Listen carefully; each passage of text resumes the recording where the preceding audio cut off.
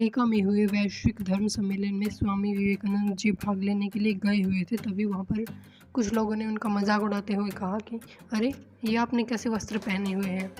तब उन्होंने कहा कि आपकी संस्कृति वो है जहाँ दर्जी आपको सभ्य बनाता है और हमारी संस्कृति में हमारा चरित्र ही हमें सभ्य बनाता है। दोस्तों, स्वामी विवेकानंद जी के जीवन का एक और किस्सा है कि जब वो हिमालय से लौट रहे थे तभी रास्ते में उन्हें नदी पार करनी थी।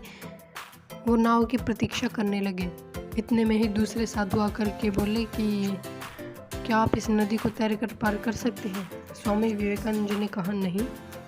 तभी उन साधु ने कहा कि मेरे पास इतनी शक्तियाँ हैं कि मैं इस नदी को तैरकर पार कर सकता हूँ। तभी स्वामी विवेकानंद जी ने पूछा कि आपने इस प्रकार की शक्तियाँ ग्रहण करने के लिए कितना समय लगाया। तभी उन साधु ने कहा कि 15 साल। तभी स्वामी विवेकानंद जी ने कहा कि आपने इस कार्य के लिए 15 साल खराब कर दिए। फिर तभी नाव आ गई। दोनों नाव में बैठकर नदी पार करने लगे।